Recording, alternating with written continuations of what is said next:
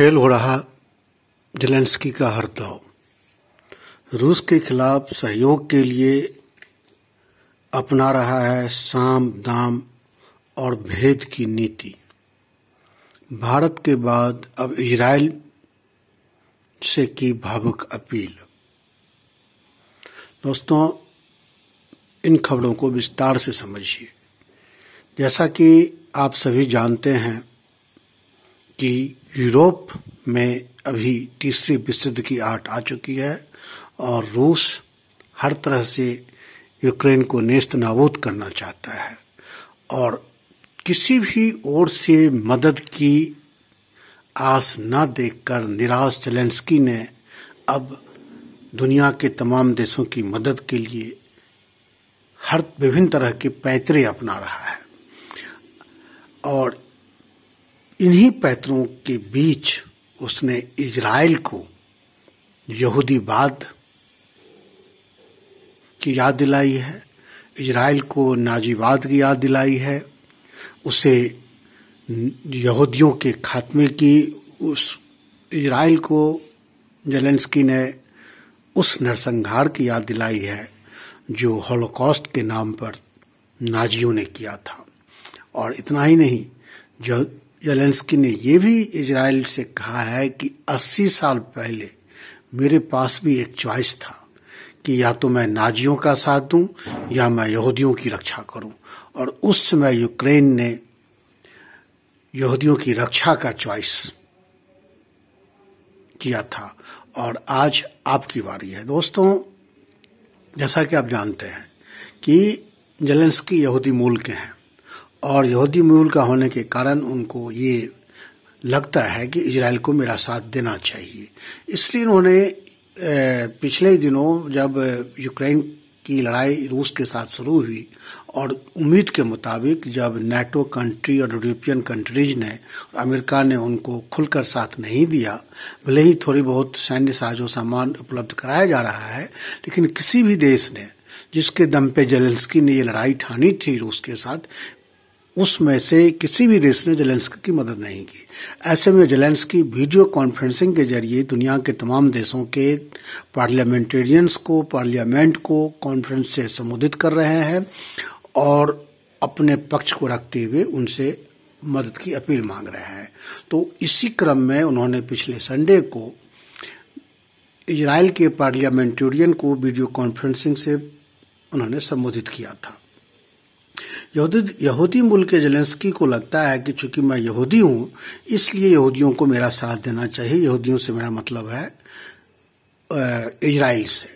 और उन्होंने जब अपना संबोधन किया तो अपने संबोधन में उन्होंने कहा कि इजराइल को जो अपना न्यूट्रल स्टैंड है उसको ख़त्म करना चाहिए।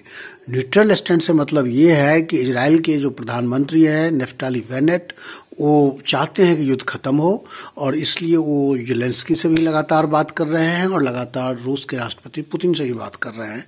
5 मार्च को अचानक नेफ्ताली बेनेट ने रूस का दौरा किया था, क्रेमलिन में पुतिन से मिले थे और उनसे युद्ध खत्म करने की अपील की थी, लेकिन उनकी अपील का कोई फर्क नहीं पड़ा। और आज की तारीख में इजराइल मानवीय सहायता तो दे रहा है यूक्रेन को, लेकिन जैसा कि इजराइल चाहता है कि वो खुलकर हमारा साथ दे, हमें सामरिक रूप से, सैन्य रूप से मदद करे, उस पर इजराइल ने अब तक हाँ नहीं कहा है और यहाँ तक कि उसने रूस के खिलाफ यूएनओ वगैरह में भी कोई स्टैंड नहीं लिया है। यूरोपियन देशों ने जो प्रतिबंध लगाए हैं रूस पे, इजराइल उसमें भी साथ नहीं दे रहा है। तो इस बैकग्राउंड में जब ज़ेलेंस्की ने संबोधित किया तो ज़ेलेंस्की ने रशियन एग्रेशन को, यानी रशिया ने जो यूक्रेन पर आक्रमण किया है उसको हॉलोकास्ट की संज्ञा दे।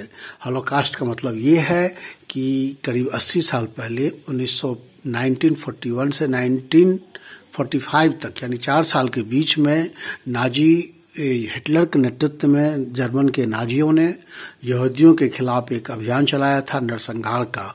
वो लोग यहूदियों को सभी समस्याओं की जड़ मानते थे।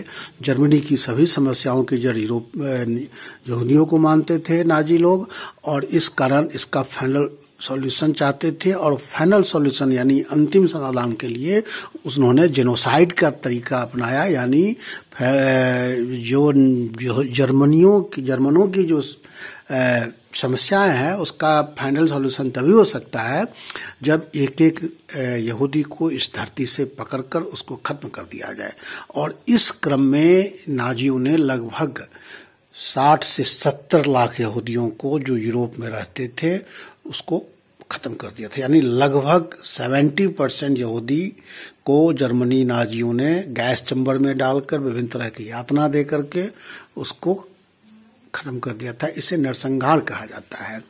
तो उस दिन यानी संडे को जेलेंस्की ने रशियन एग्रेशन को नाजियों के होलोकॉस्ट की तुलना की और उन्होंने याद दिलाने का प्रयास किया कि 80 साल पहले इसी तरह का जब ये होलोकॉस्ट हुआ था, जब जेनोसाइड हुआ था यहूदियों का, तो यूक्रेन ने यहूदियों की रक्षा की थी। आज हम पे विपदा आई है तो उन्होंने इजराइल से अपेक्षा की कि हमारी मदद करें।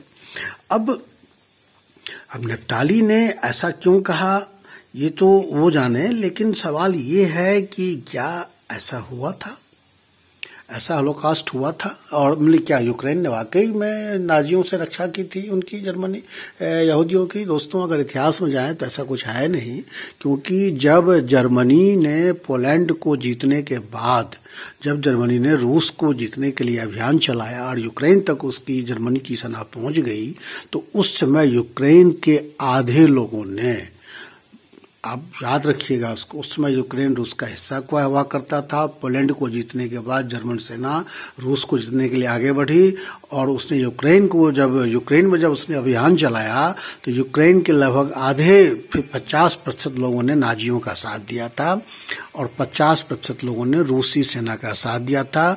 और यूक्रेन के 50% लोग वो थे जो यूक्रेन में रूसी मूल के थे, यानी यूक्रेन के लोगों ने जर्मनी के नाजियों का साथ दिया था। ये ऐतिहासिक सच्चाई है जिसे जेलेंस्की आज दूसरे तरीके से पेश कर रहे हैं। ये संभव है कि यहूदी होने के कारण जेलेंस्की का परिवार या ऐसे बहुत सारे लोगों ने रूस का साथ दिया हो, नाजी का साथ ना दिया हो, लेकिन यूक्रेन की मैक्सिमम पॉपुलेशन ने उस समय जर्मनियों का साथ दिया था। और रूस के दिमाग में, रूस के राष्ट्रपति पुतिन के दिमाग में एक ये भी बात रही है कि, और केवल पुतिन के दिमाग में ही नहीं, 1945 में जब द्वितीय विश्व युद्ध का समापन हुआ तो उसमें स्टालिन थे रूस के शासक, कम्युनिस्ट शासक, तो उनको ये इन चीजों का पूरा पता था कि यूक्रेन के लोगों ने जर्मनियों का साथ दिया और इसलिए उन्होंने वहाँ काफी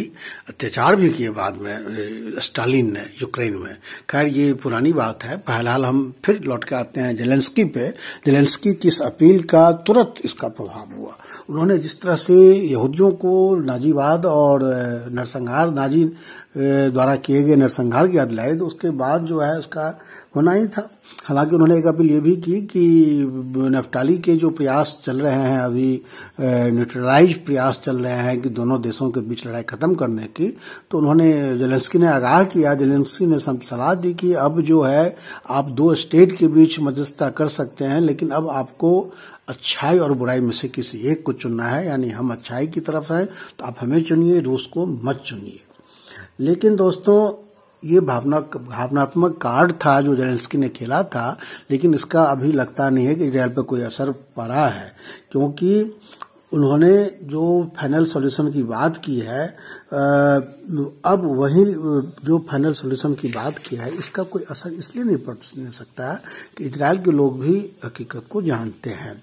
और यही कारण है कि जैसे ही जेलेंस्की का संबोधन खत्म हुआ कि इजराइल के जो संचार मंत्री हैं गावोज हैंडले, उन्होंने ट्वीट किया और कहा कि हम होलोकॉस्ट के इतिहास को दोबारा नहीं लिख सकते। यह नरसंहार यूक्रेन की धरती पर भी हुआ था। उन्होंने याद दिलाया है कि जो होलोकॉस्ट हुआ था यूक्रेन की धरती पर भी हुआ था। और उन्होंने कहा कि यह सच है कि आज यूक्रेन जो है वो बहुत ही भयानक दौर से गुजर रहा है, लेकिन इसका मतलब यह नहीं कि हम इसकी तुलना फाइनल सॉल्यूशन से करें या होलोकॉस्ट से करें या जेडोइज्म से करें या फिर हम नरसंहार से करें। तो ये है दोस्तों यूक्रेन का दाव। और इससे पहले आप अच्छी तरह जानते हैं कि जब भारत के एक छात्र की यूक्रेन में हत्या हुई थी रूसी बमबारी में, तो जब यूक्रेन के भारत में राजदूत को भारत के विदेश मंत्री ने तलब किया था स्थिति को समझने के लिए, तो उस समय यूक्रेन के राजदूत ने कहा था कि जो रसिया जो है वो ऐसे यूक्रेन को तबाह कर रहा है जैसे मुगलों ने राजपूतों को तबाह किया था, मुगलों ने राजपूतों को परेशान किया था, और मुगलों ने राजपूतों के साथ जिस तरह के अत्याचार किए थे वही अत्याचार रूस जो है वो यूक्रेन की धरती पर कर रहा है। यानी उस समय भी भारत में यूक्रेन ने भावनात्मक कार्ड खेलने का प्रयास किया था और यहाँ के मतलब जो मुगल आक्रमणकारी विरोधी सेंटिमेंट है उसको बनाने का प्रयास किया था। जब इससे काम नहीं चला तो यूक्रेन ने ये भी कहा था कि आपके तो भारत सरकार से कहा था यूएनओ में कि आपके तो 20,000 लोग हमारे यहाँ पढ़ते हैं, क्या आप उसकी सुरक्षा को नजरअंदाज कर देंगे? यानी भारत से मदद के लिए उसने इस हद तक भी कहा था।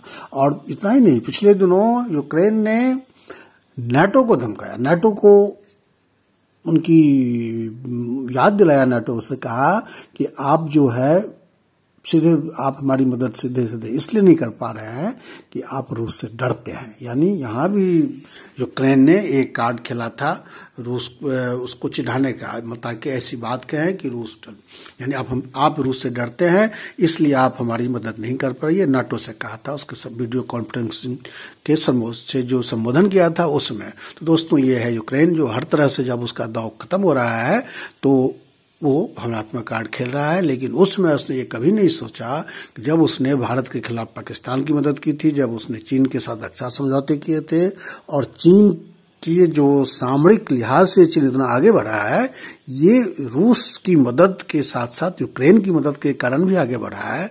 तो हमारे जो दो बड़े दुश्मन थे पाकिस्तान और चीन, उसकी मदद यूक्रेन ने जी खोल कर रखी है और ऐसे समय में वो उम्मीद नहीं कर सकता कि भारत उसकी मदद करे। और यही हाल इजराइल का है। इजराइल अंतर्राष्ट्रीय राजनीति में कम से कम अपनी सुरक्षा और अपनी तरक्की का ध्यान तो रखेगा ही। दोस्तों मैं इस वीडियो को यही खत्म करता हूं। मैंने इस वीडियो में रेफरेंस के लिए कुछ समाचारों के स्क्रीनशॉट डाले हैं और उसको ध्यान दीजिएगा। और दोस्तों अगर आपको ये वीडियो अच्छा लगा हो तो हमारे इस चैनल को सब्सक्राइब कीजिएगा और वीडियो को लाइक कीजिएगा। थैंक यू दोस्तों।